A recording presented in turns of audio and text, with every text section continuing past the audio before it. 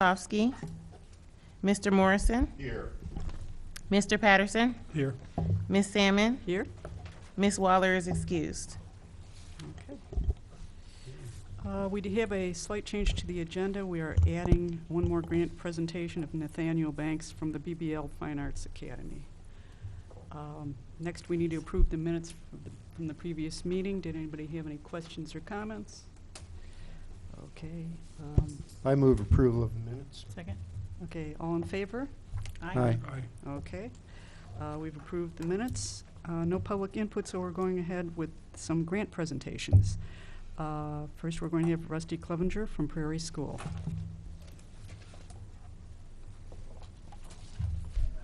And Karen Morrissey. Yeah.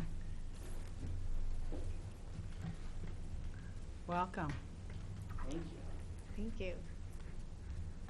And the presentation may confuse you a bit, but we had a school name change, so I was wondering about that. trying to push that forward.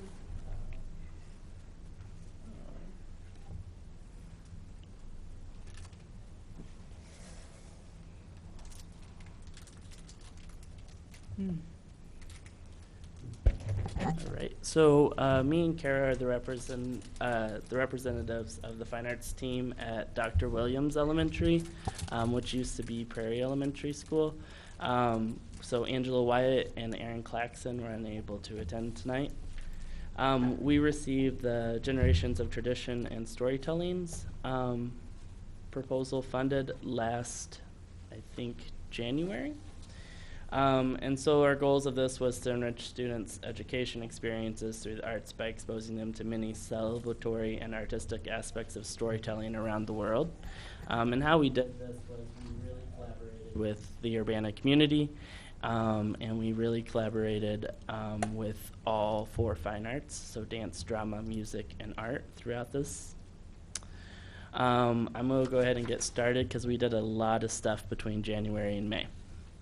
So the first thing is drama, and I'm going to have Kara explain what drama was in charge of. Sure. Hello. Hi.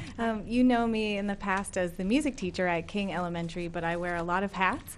So at Dr. Williams, I am the drama and dance teacher, one of them. For drama, we wanted to tie in storytelling with what was going on in the other art forms. So we brought in Kim Sheehan, a storyteller from Spurlock Museum. She brought with her lots of artifacts from Africa, and the students were able to choose an artifact, and then she would tell the African tale that went along with that artifact. And she did this throughout an entire school day, so she saw almost all of the classes and grade levels. So she catered her stories to the different levels that were there, and they got to touch the different artifacts, ask questions, and it tied in really well with the whole story of African tales and everything that they were doing in the other arts. That's it. And it cost $75, and 460 students were able to attend the event. So it was small group sessions that rotated throughout the day. And then for dance, this was by Angela Wyatt. We had the West African folk dance troupe come in. We originally had Alicia Eaglehart set up to come in, but throughout the idea of the process of the actual sticking more to Africa versus other folk places or other folk tales, we thought this would probably be the best outcome. It actually costs $350, but the grant that you provided, the funds provided $225, and the rest was covered by our dance and drama budget.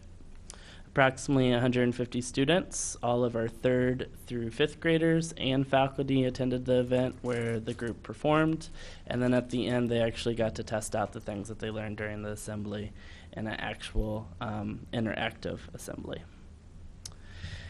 And then for music, we purchased xylophones.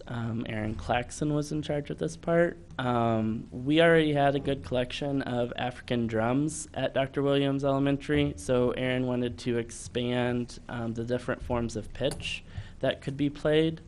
So the focus was on the music and instruments of West Africa and the idea of a community circle and community performance. One of the interesting things that actually happened was when we took the students to downtown Urbana to the Boneyard Creek Improvement Project, to the little amphitheater space by the Station Theater, they actually performed all day long. Different groups came in and they rotated and actually got to try out an art space. So we thought that was an interesting thing that happened after the fact. The grant covered $1,272.95. And approximately 150 students learned how to use the xylophones. So that would be 3rd through 5th grade, and they're actually already being used this year.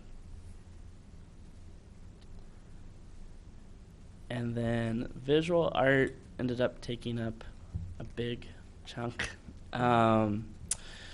We had the visual artist who used to be a resident of Champaign-Urbana, Langston Alston, come into the classroom. And he actually spent 2 entire days from 8:30 until 3, rotating through 20 classes.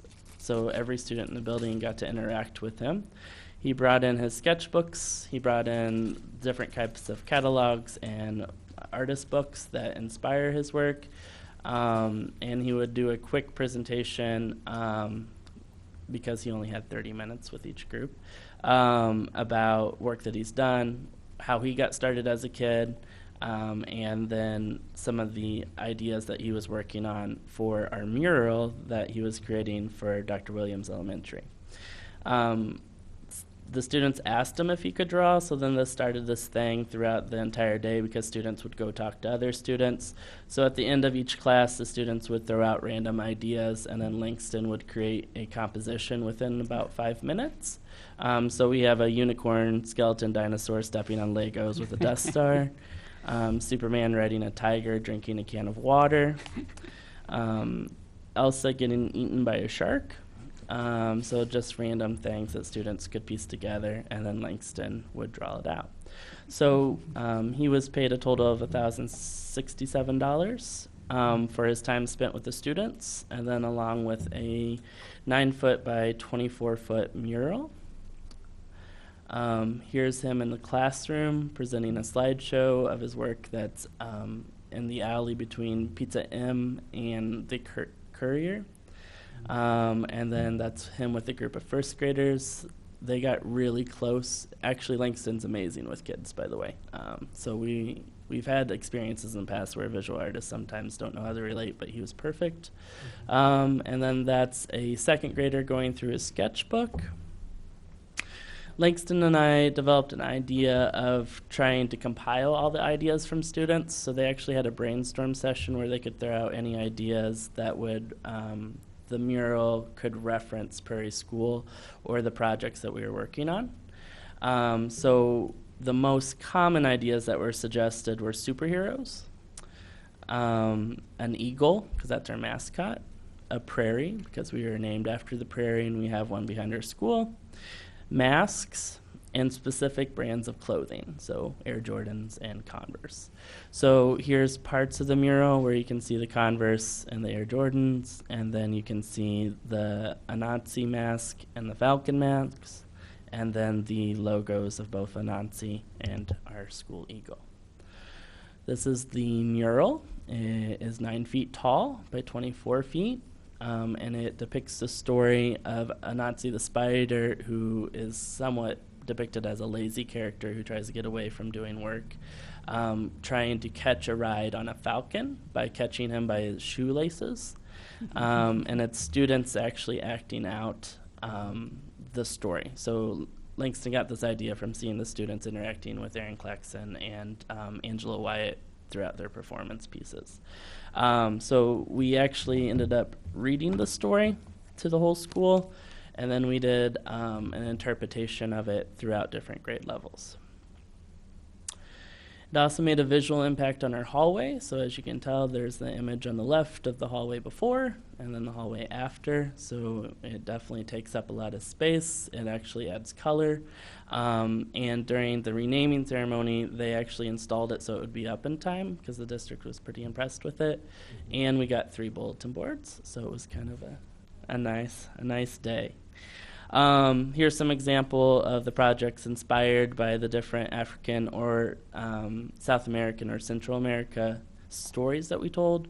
Our first through second graders actually went to Quintus at the Grand Arts Center of Performing Arts, which is Latino storyteller that came last spring.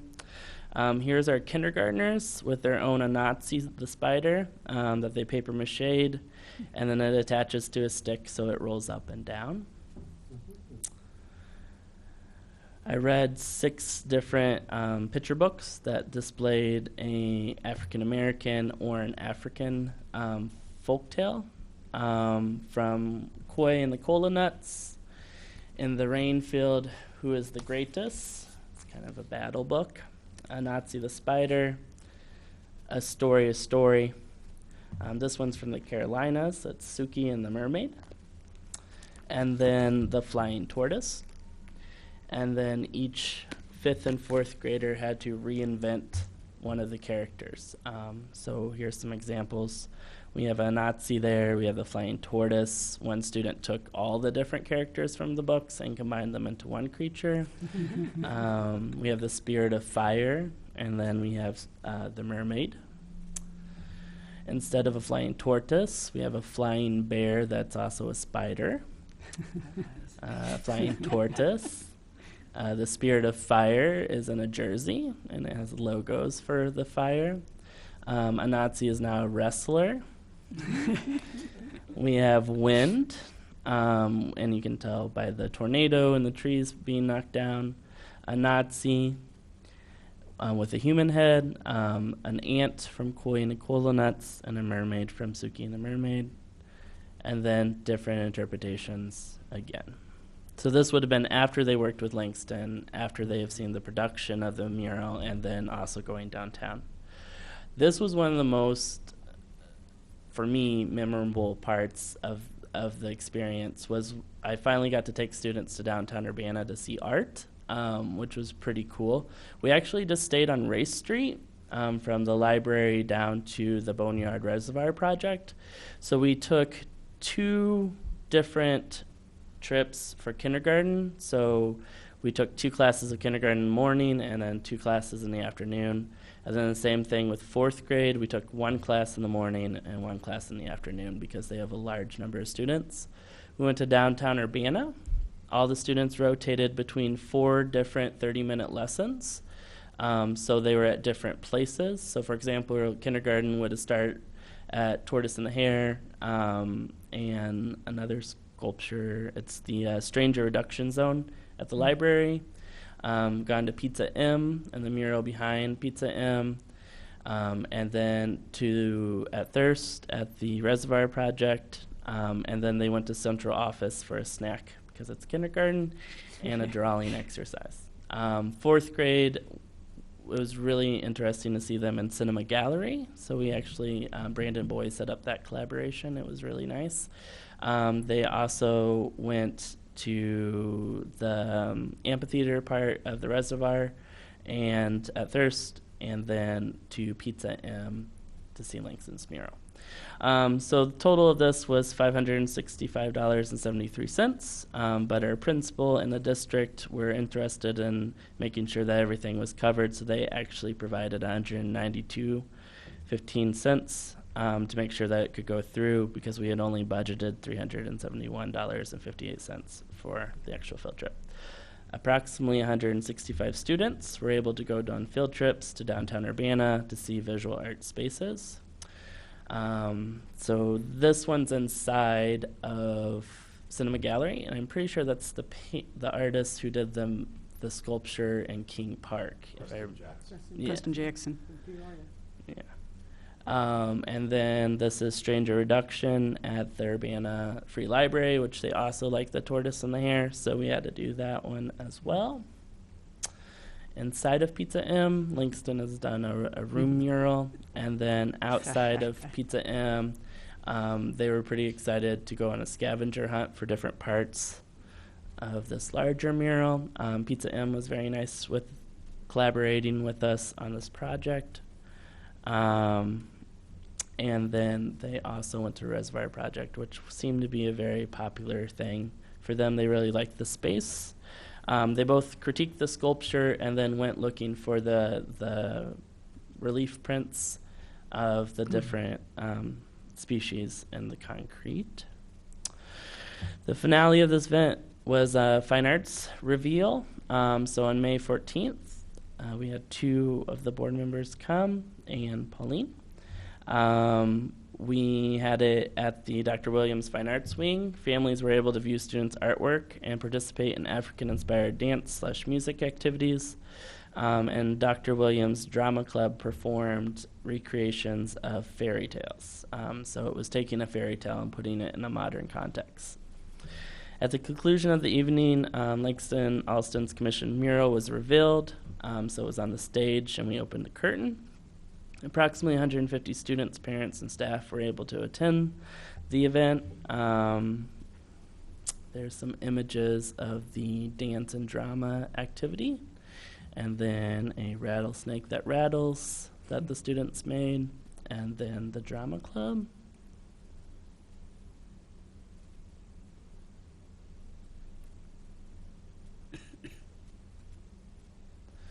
So the scope of the project went pretty far. All 460 students were affected in some way. Some got more than others, depending on grade level.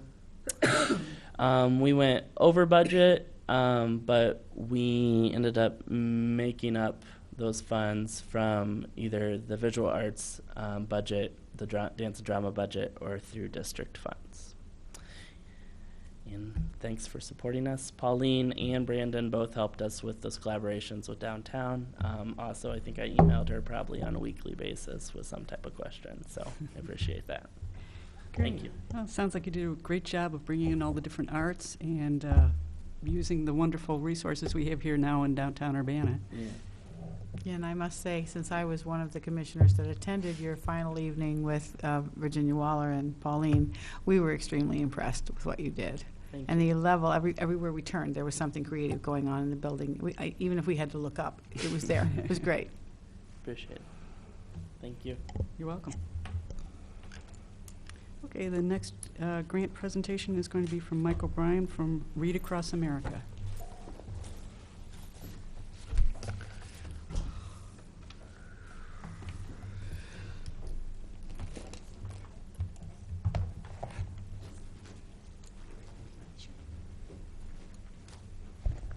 Good afternoon. Hello? Hi. My name is Dr. Michael O'Brien, and I was asked by Sherry Langendorfer, who is the head honcho of the Read Across America program, to come and say a few words about my participation within the event and to show you this brief video that was made by one of the U of I students, one of their media and journalist students, who did a small news program for the event. But Sherry is in Chicago and helping out with her daughter and her brand new grandbaby. So, but first of all, what I'd like to do is show you this video first, if it's all right with you, to give you a good idea of the scope of the project that happened. Hang on just a second, please. We're not Oh. getting us visual. Oh.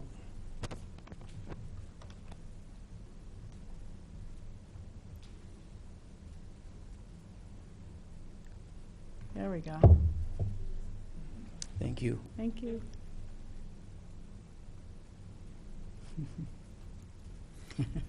Kids always like the mic. Volume.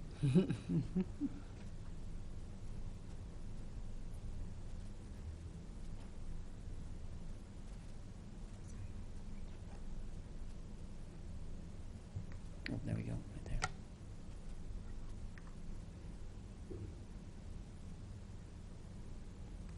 Says Read Across America is lovely. And I'll start it over so you can hear the whole thing.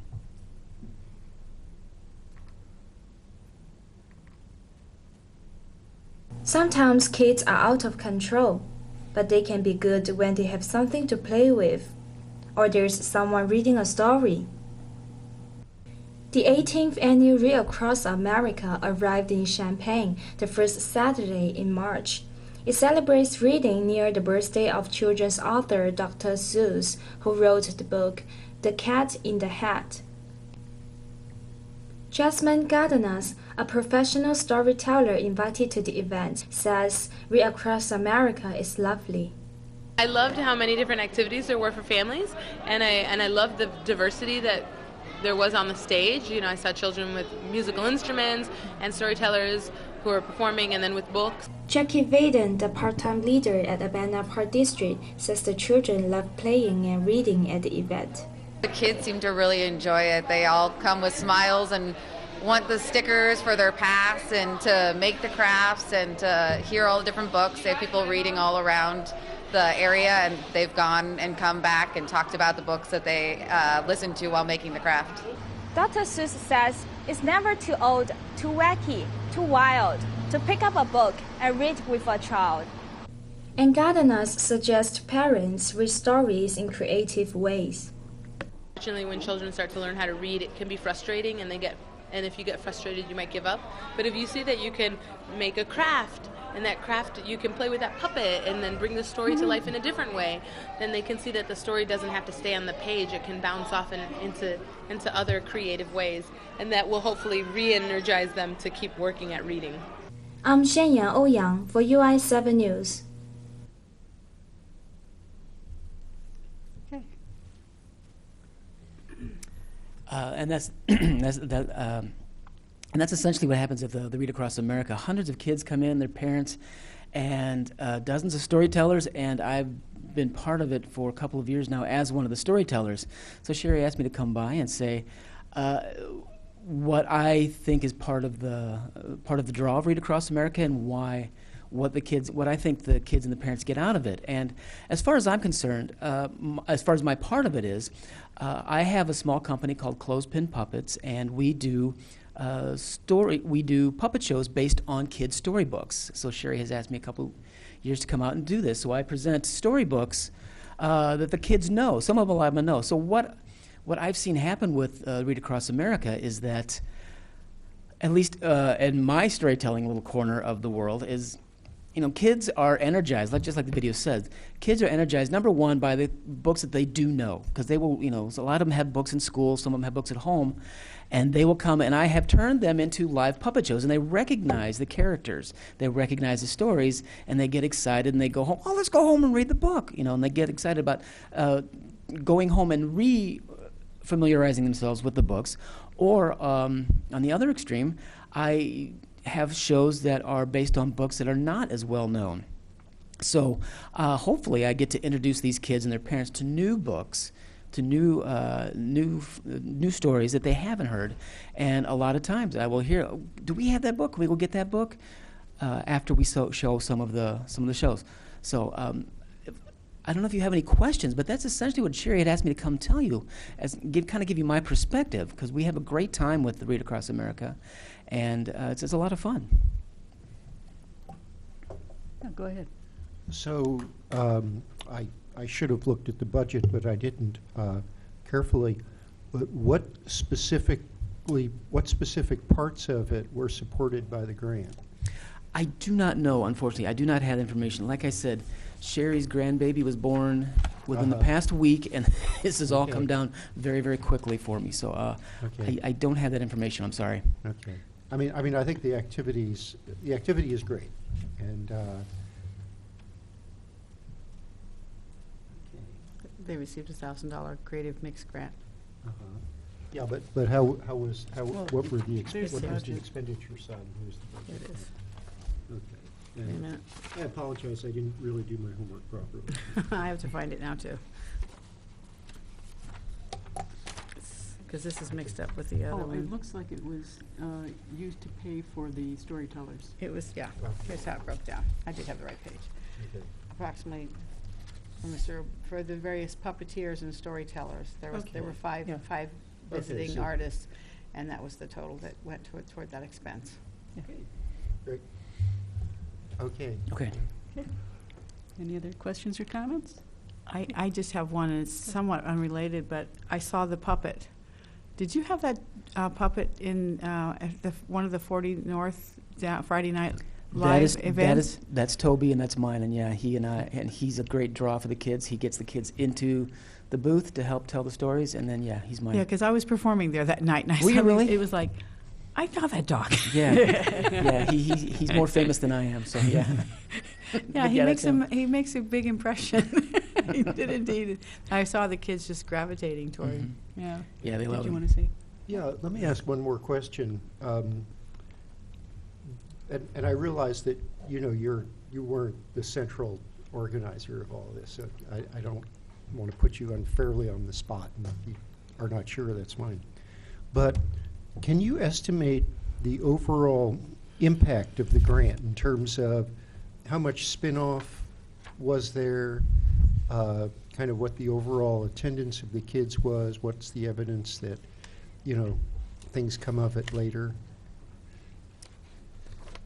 I could only guess at a lot of all of those questions, unfortunately.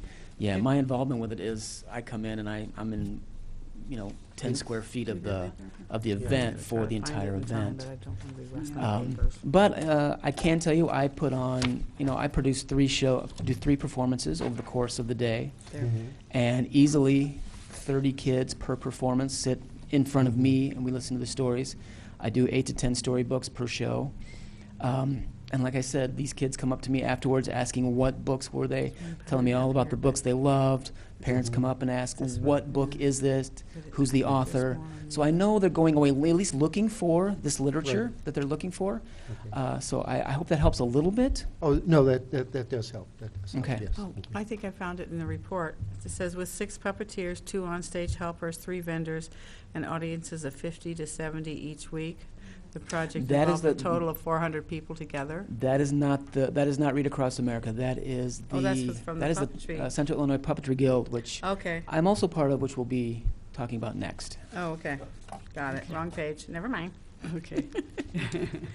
Oh, here it is. It's back here. But yeah, it's in the packet here, Eric. So Okay, well, thanks very much. Thank thank you. you for coming. Okay, our next presentation will be Ann Newman from Central Illinois Puppetry Guild. Oh, here it is. This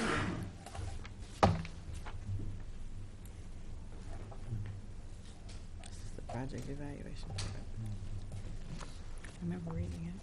Good afternoon. Hi. Welcome. Thank you so much. Sure. This was so much fun. I'm a public librarian, and I'm very nervous.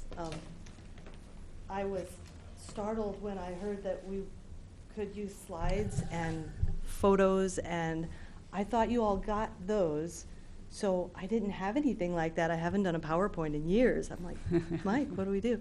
And at the same time, we thought, what if we just brought some puppets to help us tell what happened with us? So that's what we did. Mike O'Brien and I are the vice president and president, respectively, of our little Central Illinois Puppetry Guild. Also in the guild is Ginger Lozar and Elizabeth Goldsmith Conley and Charmaine Lesesny Young, and she hired a helper to help her with her puppet show this time.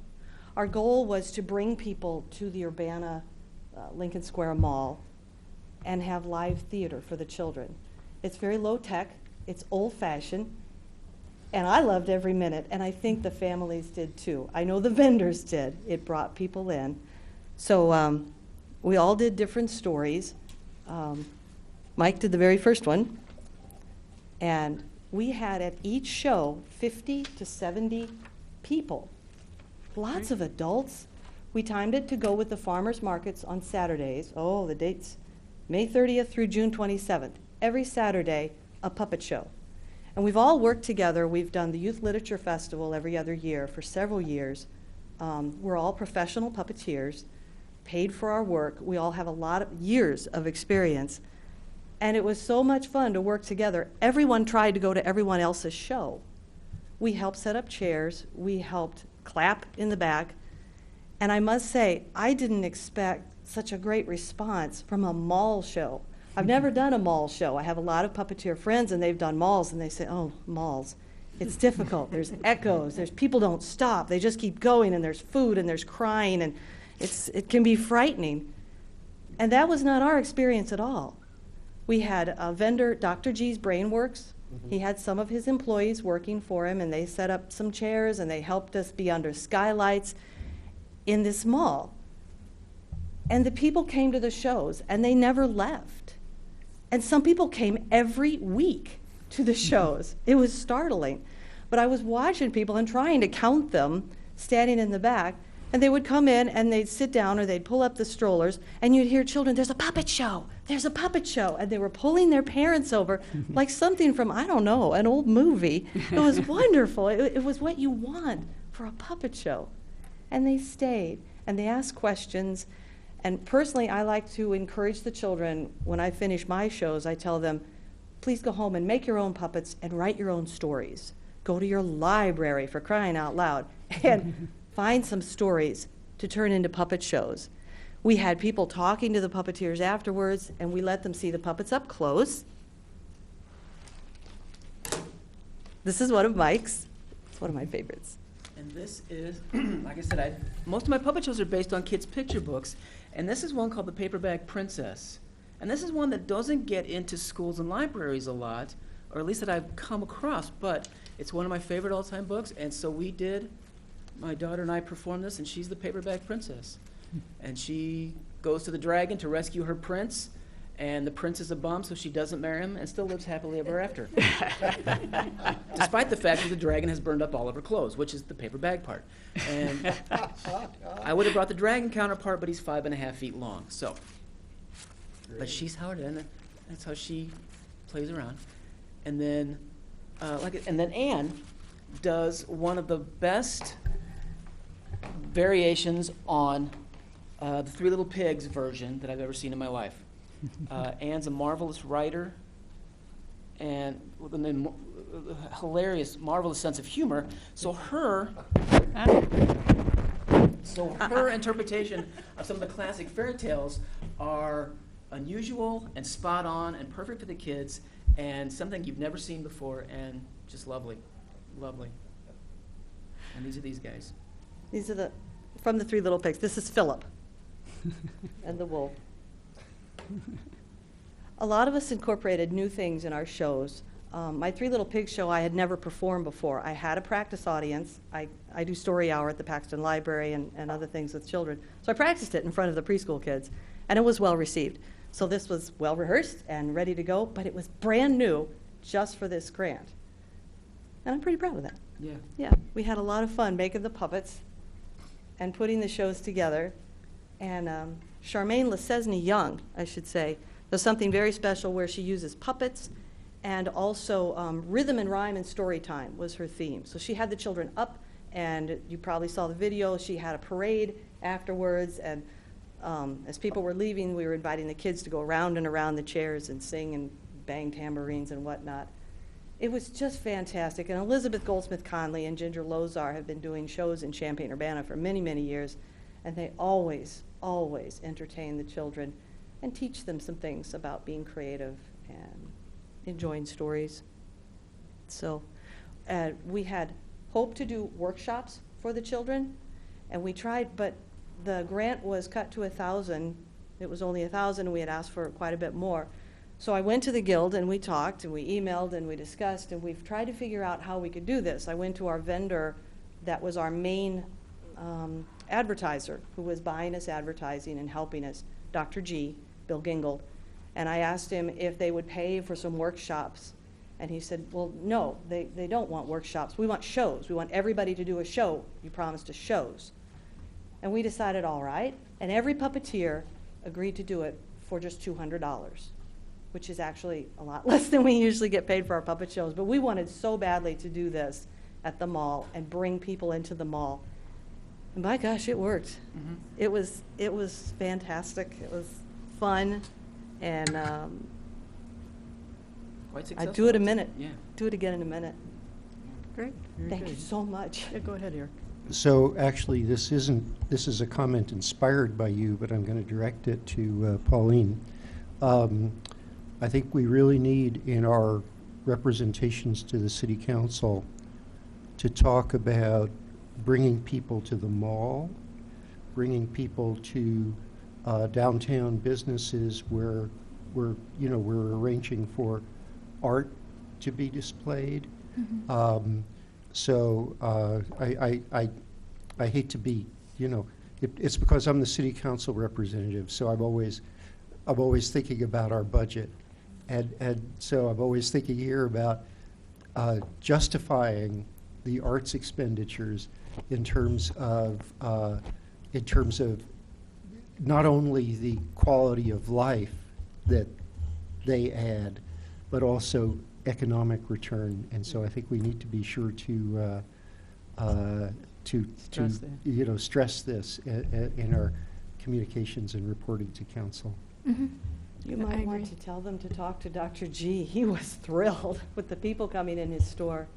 And he said there were other vendors that noticed there were more people wandering around, waiting for the puppet show, talking about the puppet show, leaving the puppet show. I think it worked pretty well.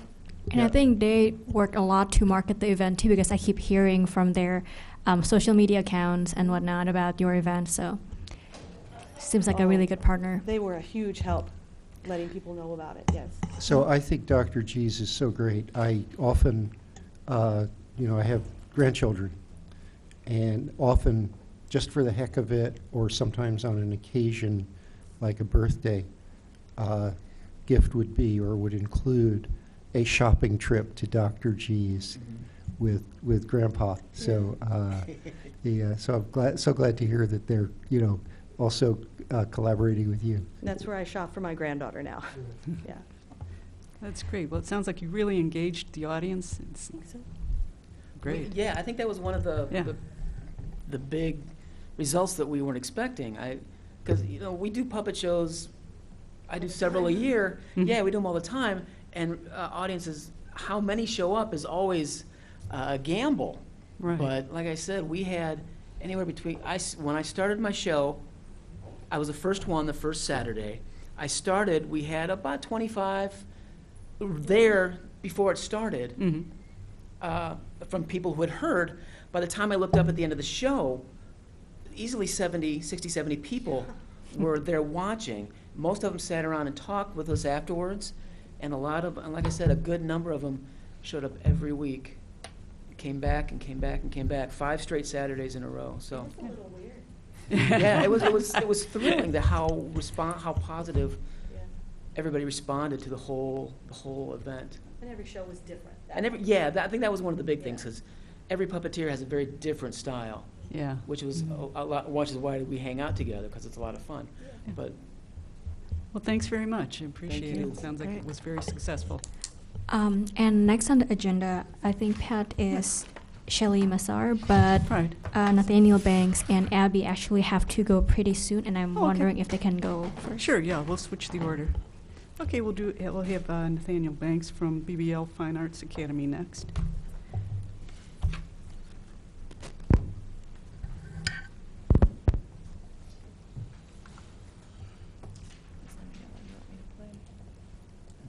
Right at the beginning.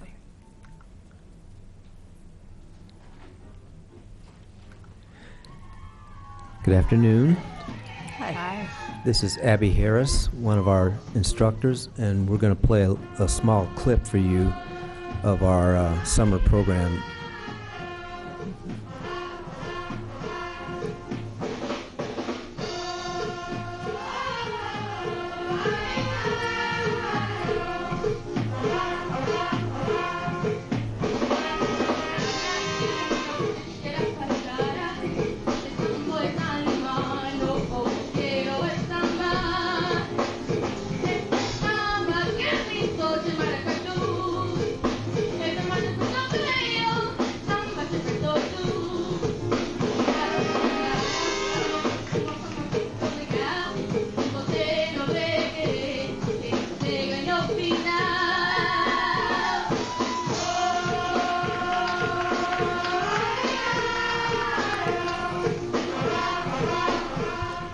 Okay, so that's a small example of a combined effort between our camp vocalist and our camp instrumentalist.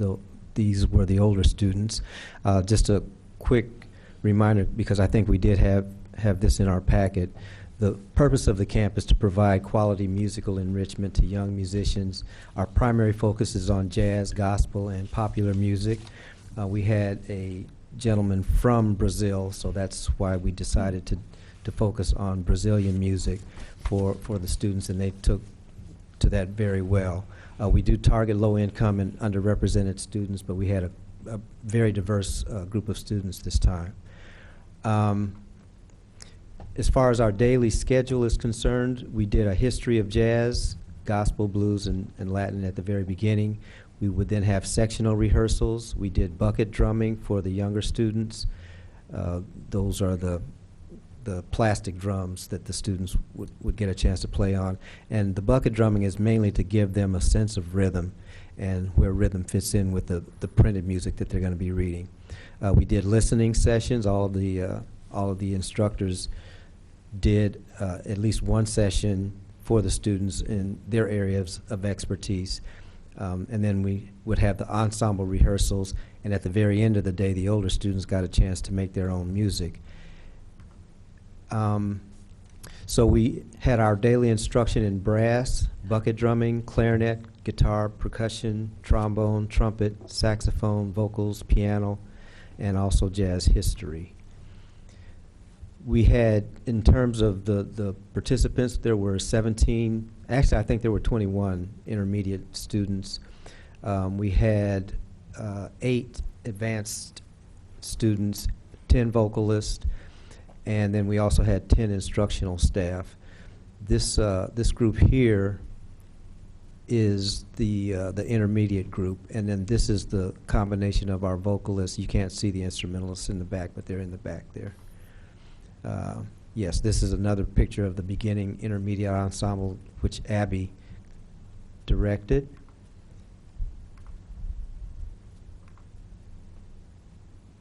What am I? Okay.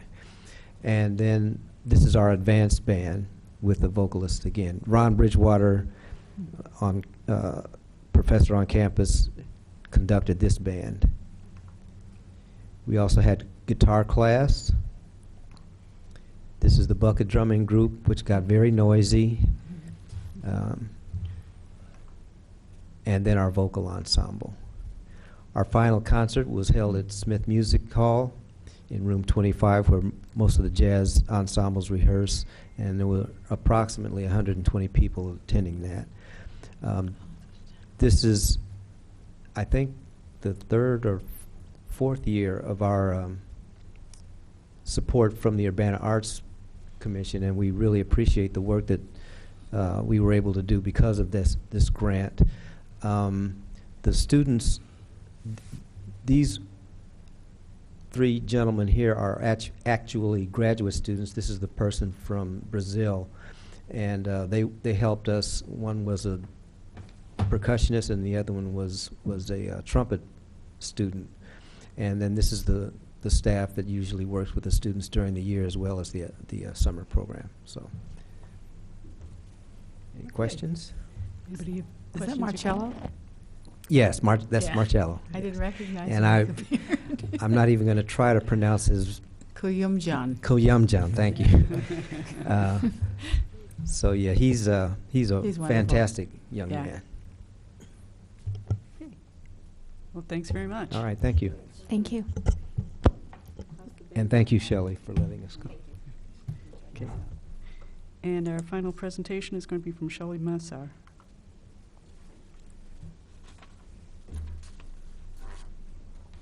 And I've brought Chantel Hoagland, who is dancer in the Hi. project. Yep. And maybe someone will help us do this Google Doc thing.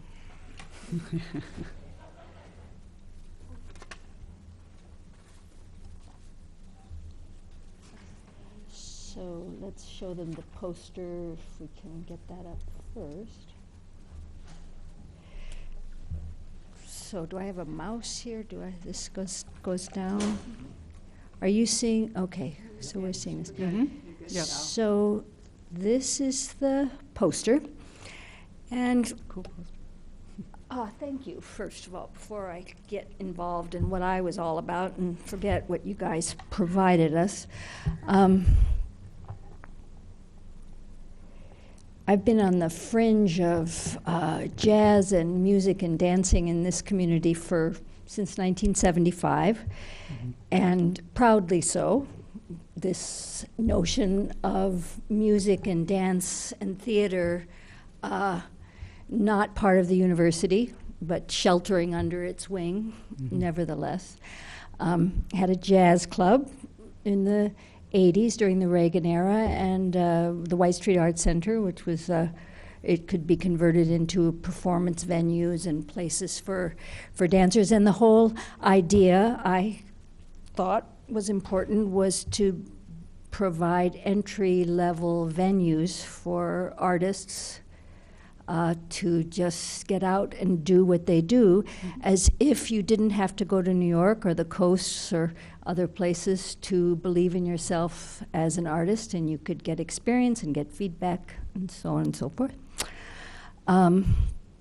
So my mother came to live with me at age 90. She was 90, I'm 65, and I thought, okay, I'm stuck here for a while longer. So it's time to brush it all off and start all over again. And I wanted a dance company, and I knew this whole community of people who were dancers. They're tango dancers, swing dancers, yoga people. They're people who have dancing spirits, fully capable of making dance theater, but no context in which to do that. So got them together, they agreed, applied to you for the grant, you agreed, and so starting in January, we started to dream of a dance we were going to call the Ladder Dance. It was based on meditations about Hopi culture, and if you've seen those pueblos out in the Southwest, their technology was the ladder that they used to climb up to their cliff dwellings.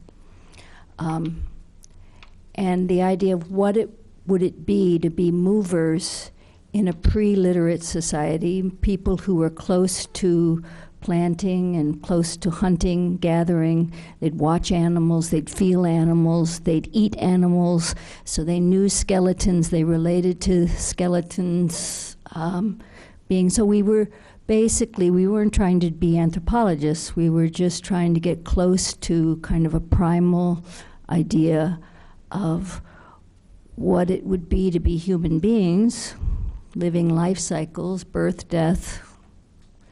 And we got together and we practiced improvising in various ways to images. We breathed, we felt it, we learned how to work together. Chantel comes from contact improvisation background, so we used techniques from that. And over the course of 6 months, we created this ladder dance.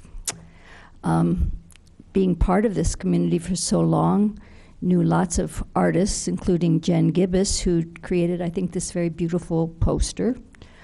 Wanted to take the Independent Media Center up on its offer, its invitation to be a place for independent media, including dancing. So we worked in its sunroom. We wanted to practice there and perform there. It has a very hard floor. It's very, we would come out bruised, shin splints and so on. But we performed there. There were 10 dancers. There were 2 musicians, fabulous musicians, coming from the jazz community. Adrian Herrera, who came in, he's a Colombian pianist. He came in on Friday night and performed for us. Mikhail Coombs, who's a New York bass player here at the U of I to get his DMA. And they came and watched performances and then improvised the score. The whole gestalt was that we were going to improvise this. We were not going to choreograph, but get ideas, get comfortable with each other, and take that supreme risk. If you're a performer, you know what it is to risk improvising. It's scary. We did it. And to the idea of improvise around a narrative. And we hammered out a form that would tell the story basically of the death of a matriarch in this community, and her death and the way that it was celebrated. Can we go to the video now? We can just sort of start it up. I've sent in the Google Doc, which shared with, I don't know who, some of you, all of you, maybe. You can, what? And you can go online to, not online, to YouTube and see. This is 20 minutes into the Friday night performance, which was Adrian Herrera playing for us. Go. This isn't the best way for you to watch it. The best way would be if you went home and watched, because this is 20 minutes into a 30-minute performance.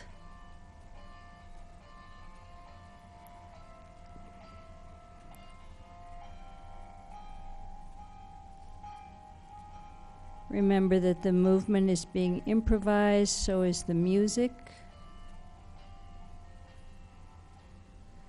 That's Paul Littleton sliding in. Paul Littleton was a resident of the Kendall Gill in Cunningham Children's Home who was a friend of my children. He came in to dance with us. I'm the old woman, in case it's not obvious, being hoisted here.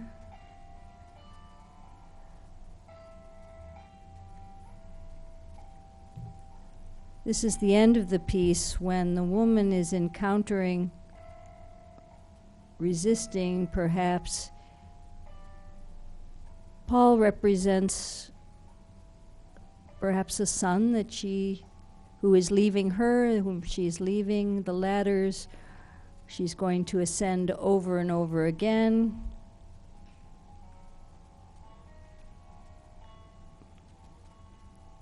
Piano is over in this upper left corner. Adrian is watching, playing as this spills out. The video would have been more dramatic had we not performed it in the round at the IMC. We hired a videographer, with your help, Bill Thomas, who lives out in Longview, Illinois, used to run the cable studios here in Champaign-Urbana. Did a beautiful job of editing 2 cameras together, being where he needed to be. Bill is a videographer, that's his soul. For him to be able to be involved in a non-commercial videotaping experience, I think meant a lot to him.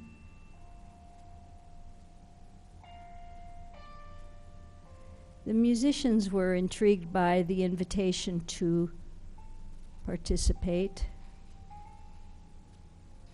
The IMC was, I think, glad to have us. They gave us the rehearsal space for free, and we donated the proceeds to them.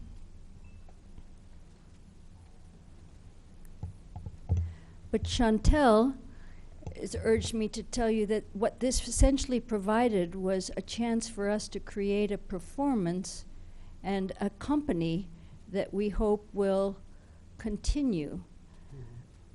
My daughter is a professional soccer player, Ella Masser, and she and her wife, Erin McLeod, who plays for the Canadian Olympic team, are going to come and do a set of clinics with which we hope to be able to put a floor in at the IMC, a dance floor, so that you can dance without, and we could offer classes then. Classes in that rarest of thing, people will pay for a yoga class or an exercise class, but the opportunity to have a dance class in improvisation is something only big cities, really big cities, offer.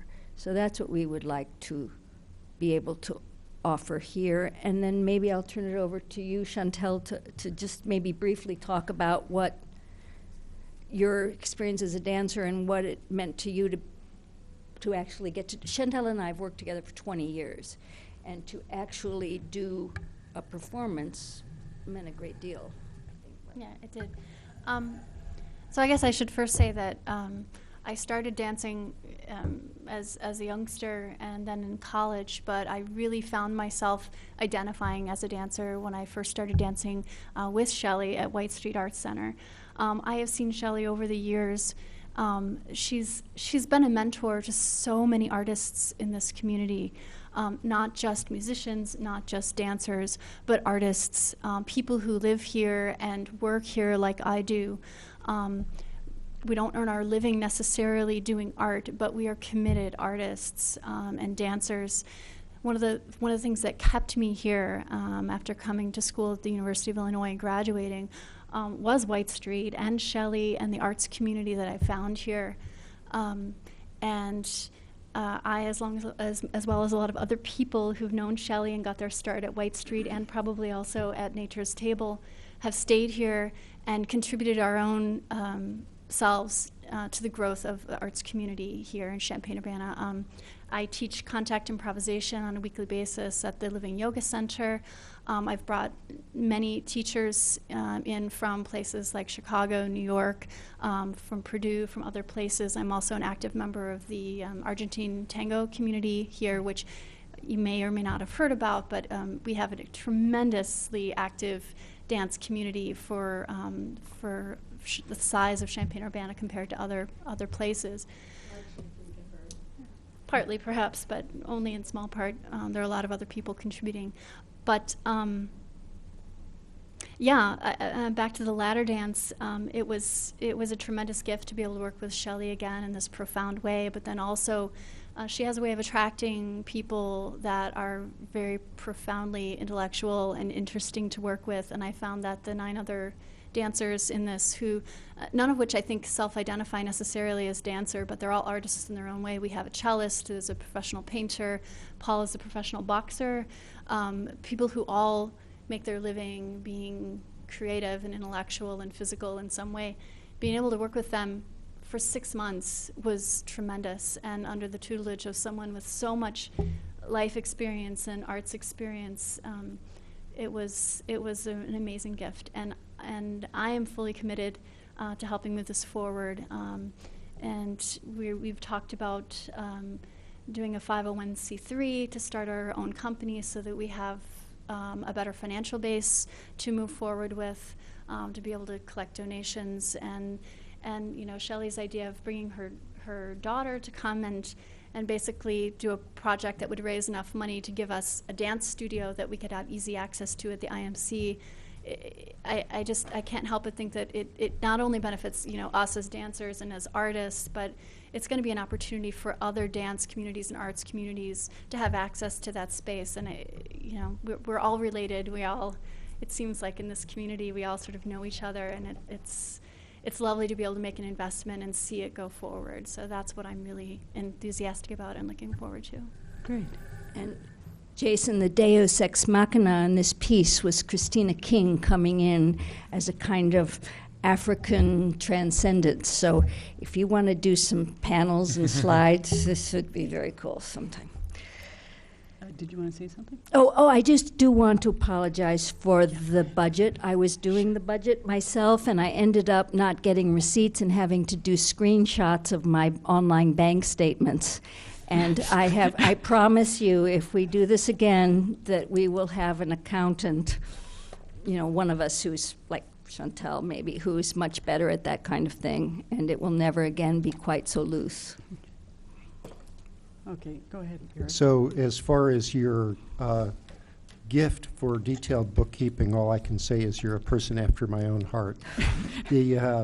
But the other thing that I want to follow up on this thought that started percolating in my brain earlier in the meeting, and ask you a question, and then give the context for it. Would you consider coming back sometime and performing in the mall as a way which would both give you exposure and again would be something that would... Our little mall here, our lifestyle mall, absolutely, and or Lincoln Square. Yeah, that's what I meant. Yeah, our lifestyle Oh, mall. for So sure. I guess the idea that's percolating in my mind is, we can support, we have a budget to support some level of people, but there may be other people or groups, either whom we've previously supported, or maybe they're from the university or elsewhere in the community, for example, Station Theater, who might do stuff in the mall as a way of getting exposure and promoting themselves. But then if we could get the mall to be a place where something artistic is happening a lot of the time, so that's part the of the mall experience. has a marvelous kind of balcony that goes over the main courtyard. Yeah. Oh, yeah. There's lots and lots, oodles of possibilities there. I'm always afraid of getting kicked out. So to have a sponsored, yes, it's okay to be here. I mean, to have done spontaneous things in the mall. But yeah, for sure. I mean, It'd be lovely. maybe there could be a time set aside, but you could do it as if it were spontaneous. Well, absolutely. But for it to be okay, legally and insurance-wise, for dancers to move through people moving. I mean, people get squirrely about some of these things. Oh, my goodness. And if you talk about trapezes and some things that, not acrobatic gymnastic trapezes, but just to be able to make a descent from a balcony to the floor and curl down. I mean, oh my goodness, the things we could do. Okay. And I think we have seen several performances at the mall just these past few months, which is really lovely to see. The only problem that people keep telling me about is that it's quite expensive to rent that lobby area. Even for a nonprofit, it's, I want to say, $1,000 Yeah, you for a can't day. afford to do it. And to do it without some sort of approval, your liability is, you have to consider. Sure. So. Okay, well, we have to have a conversation with the people who run the mall and convince them that they should really open this up and that they will benefit. It was in their interest, yeah. It's in their interest. I mean, I know you could have tango milongas in the Great Hall there. And I love to go, I don't tango dance, but I love to go and watch the shoes. I mean, these women wear shoes. And I could see. Yeah. See, look what she's got on her feet. I mean, it's really fun to watch them.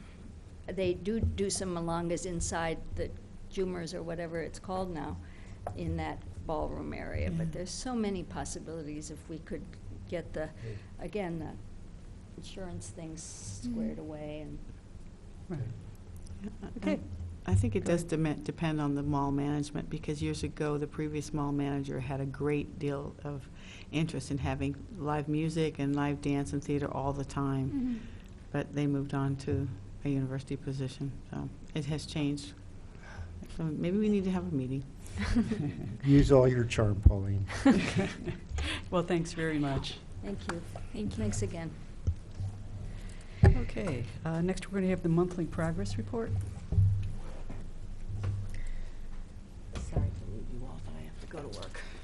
Sure. Let's see. Good to see you.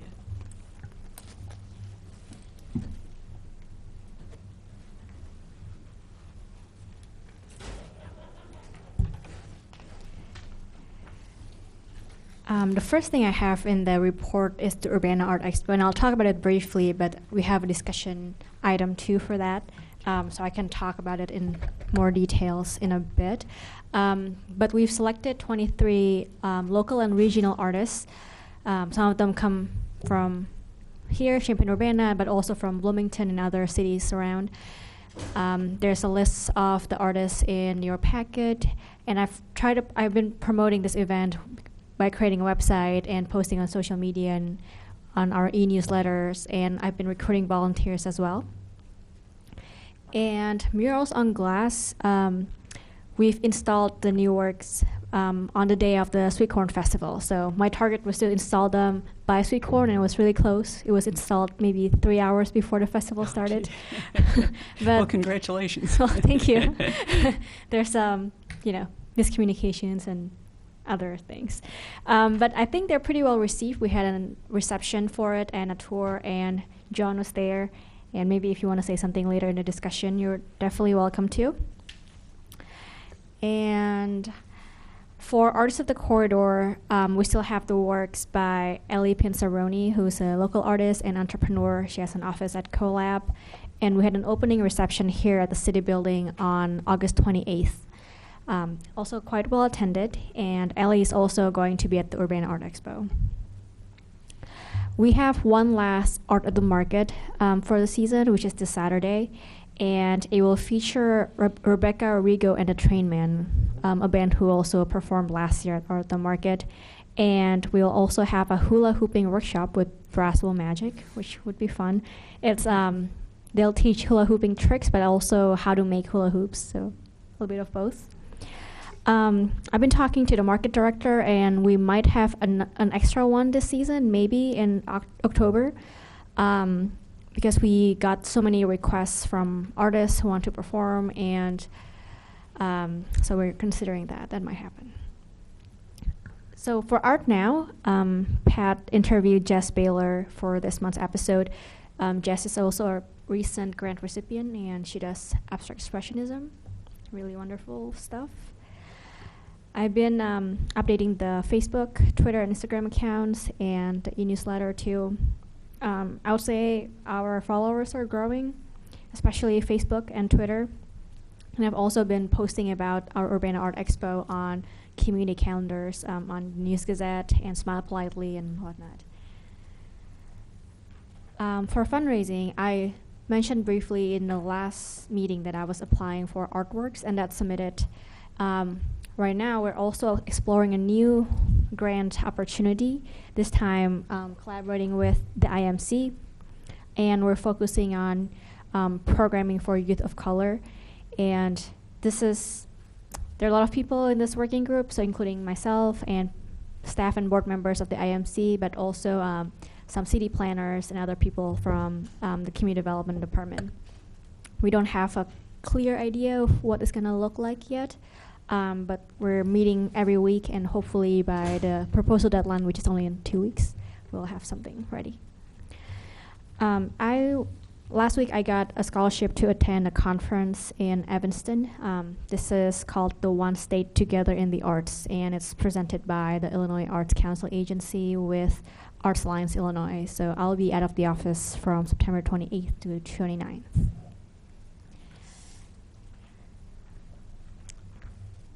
So I think I can just move on to the first discussion item, which is murals on glass. I don't know if you've all seen the new murals, but I think they look pretty great. One at the UBA office, that's by local artist Phil Strang. It's called Arl Morning. I hope I'm pronouncing that right. And there's another one at the Civic Center, the east side of the Civic Center, and that one is by Nathan Westerman, also a local artist. Nathan is also showing at the Art Expo, which is also at the Civic Center.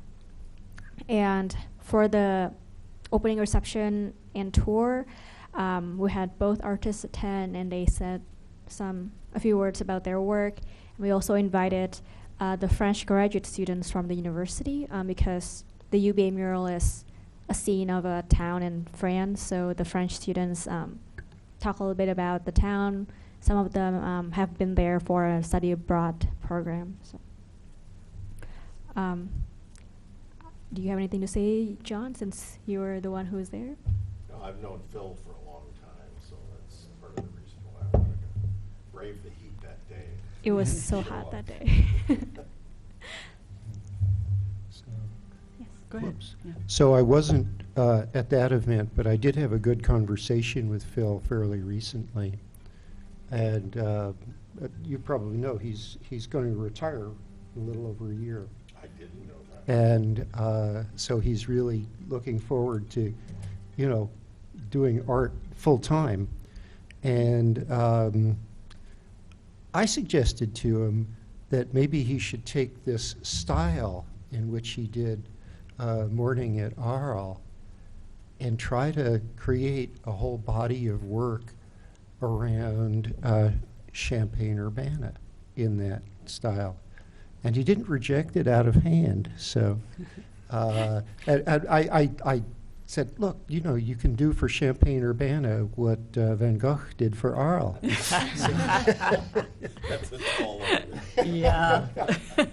Well, we should have no small ambitions. Hopefully you won't have to go insane. That's his problem.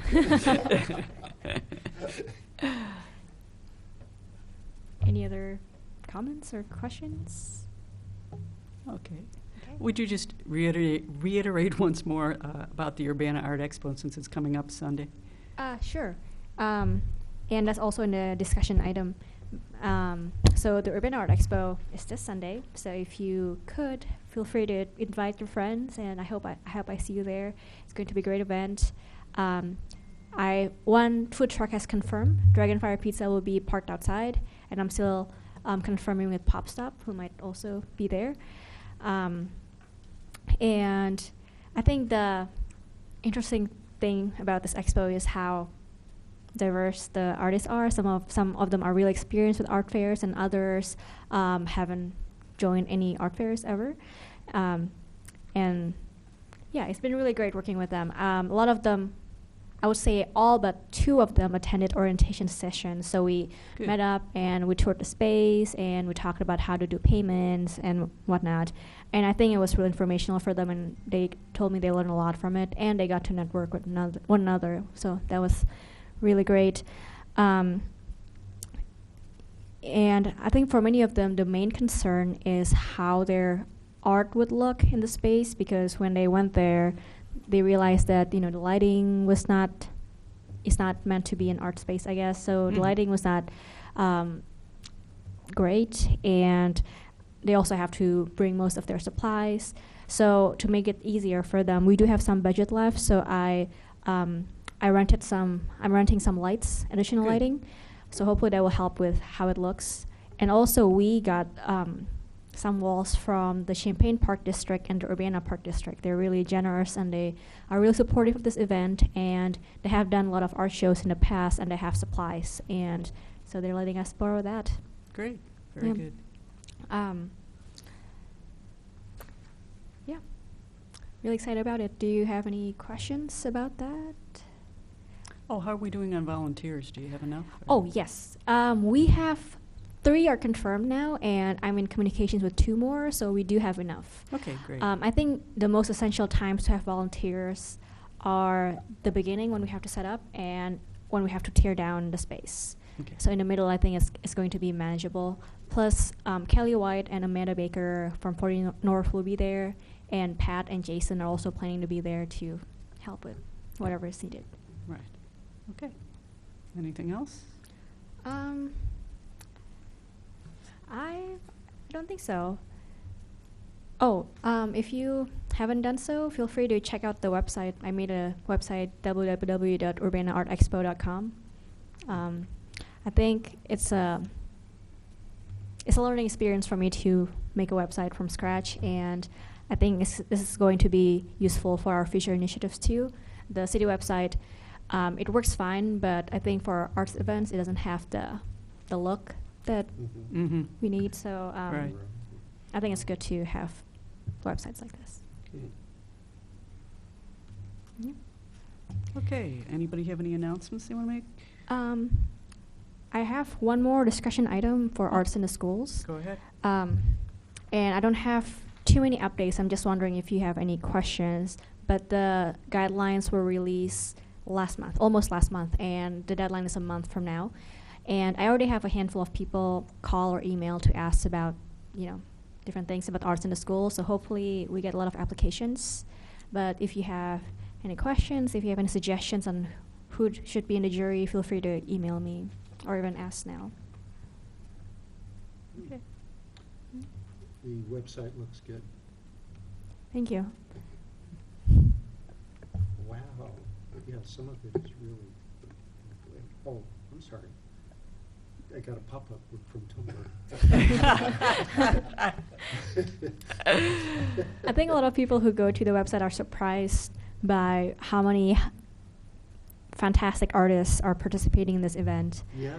I mentioned this idea to a lot of people before we selected the artists, but after the selection was made, I got more phone calls asking about it. I think people are realizing that this is probably going to be a big deal, hopefully. Great. No, this is really great. You did the right thing in setting up your own website. Thank Yeah, you. definitely. It's always tough to do any event for the first time, so. Right. Yes. But this is just so superior to having somebody fight through the city. Yes. Yes. Okay, well, on that note, I guess we've finished all our business. Would someone like to suggest we adjourn? I'll do so. I'll second. We're adjourned. Thank you. I don't think we